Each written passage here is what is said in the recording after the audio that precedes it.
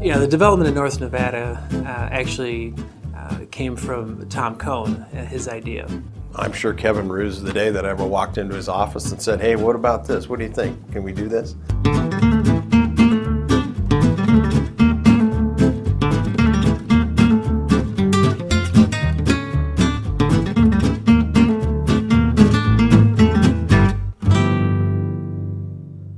I didn't think much of the site at all, actually. The first couple times that Tom dragged me out there, and we drove all through the old motels and the campgrounds and whatnot, and it was very hard to envision a shopping center at that location, since that area had been in a steady decline for the past 5 decades. Traffic patterns changed, and demographics changed in the city. Then the properties just began to become fairly blighted and run down and dilapidated, obsolete, deteriorated over time, and to some extent troublesome. There was a hole in the city in that particular spot. But it seemed like an unsafe place. You had a community corrections facility, you had motels that didn't really service our families or our students. In fact, the Squatting Chicken, which at that time was called the Bella Vista Inn. It was quite the hodgepodge of commercial and residential properties there. But it really didn't serve, it didn't bring jobs to our students, most of our students work. The university had a goal of getting it cleaned up. Their prime target was ComCar. If we were going to support the needs of our students and faculty as the campus grows, we needed to surround the campus with things that would support our growth and development. And that was one of the things we did early on, was we went to the university. We realized that we would have no chance of being successful in the project if they didn't support it. The campus had stated to the city of Colorado Springs, you need to revitalize this area. Otherwise, we're going to have a difficult time expanding the campus. Now, one of the things that both the Urban Renewal Authority and the city look for is they look for what public good is going to be served by this. It was a project that the city wanted to see happen, the university wanted to see happen. And so this was a fabulous opportunity for us to use retail as a tool, as an economic development tool, to affect change. The moment that I felt like we had something, the site had potential, is when Costco actually came out to Colorado Springs and looked at it and saw the potential. Well, the major challenges for the site were, first of all, just acquiring all the properties. You're looking at 30 different parcels of land and probably 11, 12, 13 property owners.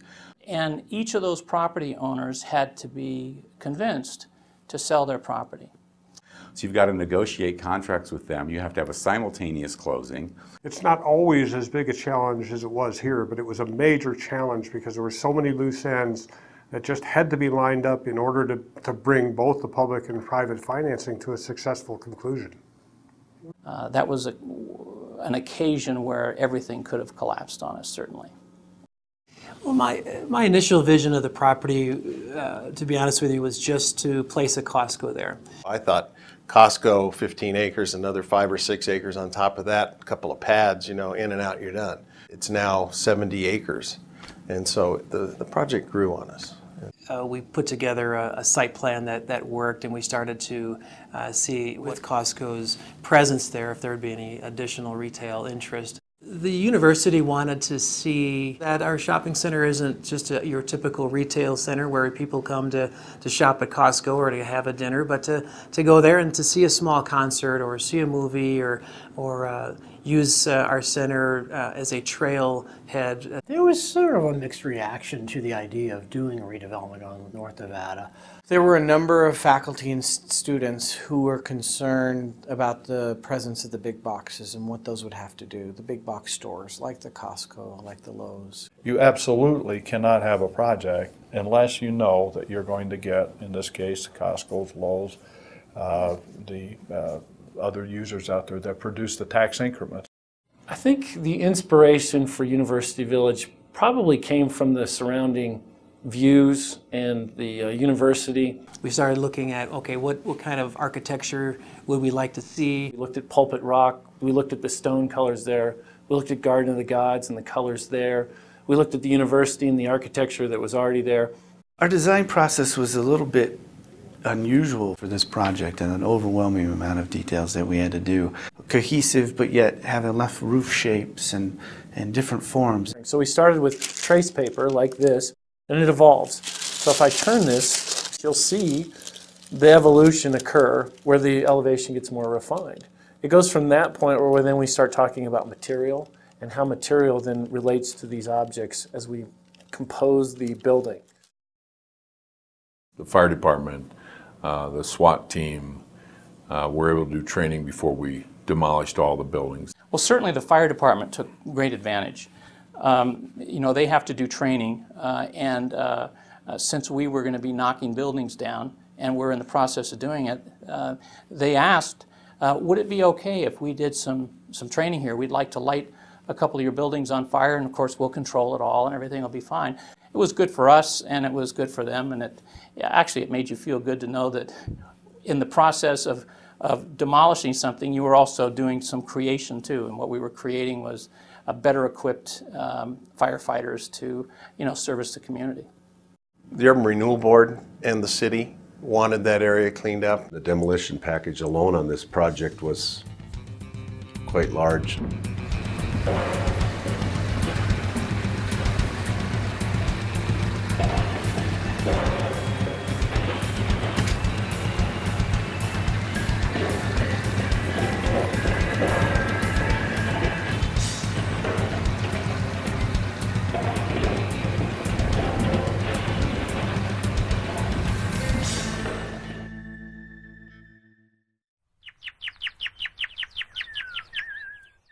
University Village is interesting from a landscaping and a topography standpoint, and it passes through all the way into the design. All of the landscape design is heavily influenced by the natural surrounding. They imported 600,000 cubic yards of dirt onto the site.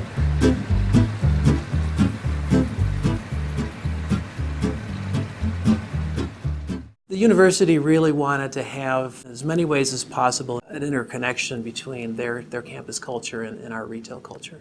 We built a bridge, a pedestrian underpass, to connect those two things, and we paid a lot of attention to that connection. We had some concerns about the underpass and how that was going to integrate with the project. It was a part of the project that I dreaded the most when we went into it. It was difficult to put together, and you can imagine there's a big grade change from the road down to get underneath the road. We finally got it to work vertically so that you could get out of that deep hole. So we were very, very concerned that this would be a very dark tunnel. Everyone thinks about underpasses as being kind of a scary place, but we were able to develop this thing so it's very wide open, airy, lots of light, and then when you come out onto the University Village side of the street, the developers put in a huge plaza, which is just really, really attractive. It turned out really nicely. I like that. The developers have always been interested in his connections with the academic programs of the campus. Also established a scholarship for the art department with the sculpture department in particular. It'll be exciting going forward, and I don't think it's going to be a one-time shot deal. I think this will serve students well into the future because these art pieces will rotate in and out. What were the tripwires involved in getting this project done?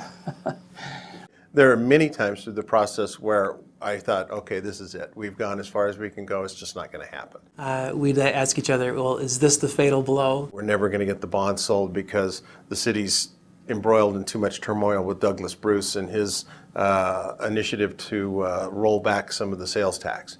He was trying to limit the long-term debt financing for the city and any quasi-city departments.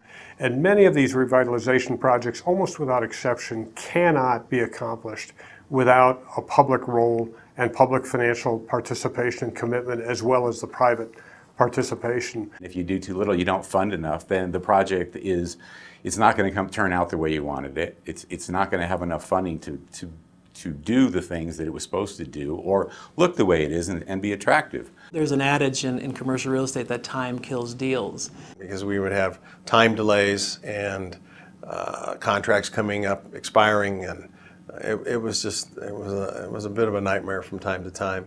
In any project, you're going to have those moments where all of a sudden something doesn't work, or a design isn't right, or there's a grade problem, or there's a conflict, or there's an unknown. So there was a lot of trees, buried trees, and rubble that had to be removed from the site. So a little bit of an unknown condition, but fortunately covered or found. My favorite area on the whole site would be the retaining wall down along Monument Creek that we built. Well, I like the center area of the village right as you come in the main entrance. You know, I like the North Plaza. I'm a home builder, so kind of Lowe's is a natural for me. Oh, the little villagey thing. It's kind of a real village that happens where people can come and intermingle. I'm looking forward to having ice cream there. And of course, Costco. You know, I've drunk the Kool-Aid. I mean, I'm hooked. I would hang out down probably on the trail. You know, I'll be hanging out at the North Plaza. You know, the underpass that we put in for the university students is pretty slick too.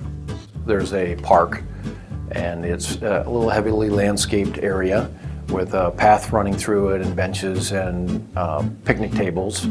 And it's there really for people to enjoy that are hiking or biking along the creek. Just the ability to have people sit outside and enjoy a beautiful Colorado evening under the stars, and have a place where local bands can come and play. What I enjoyed most about the University Village project, I think, was the team that we worked with. What's been a lot of fun about this project is the group of contractors and designers and professional people that were assembled into this development team. The collaboration that we had amongst ourselves was extraordinary. It wasn't an us versus them type approach. I've never really seen a community come together and work together like this. I mean, we had our moments, but to see it come together, I think, has been very rewarding for me. It's only come about through great partnerships between the university, the Urban Renewal Authority, the City of Colorado Springs, and the private sector that's helped us put this together. I think that's the real story of this project, and it's not completely written yet.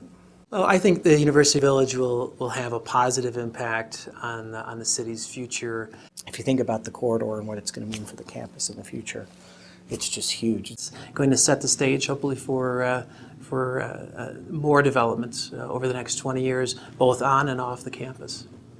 So what's starting to happen now is we're fielding calls from developers in California, developers on the East Coast, developers in Denver who want to invest in the corridor because they see this urban renewal. It's just been a great amenity, I think, for the community and the access there. You can't understate what this change has meant for us. It's very gratifying to see University Village, Colorado, come up from this very dilapidated and ignored area of town for a long time.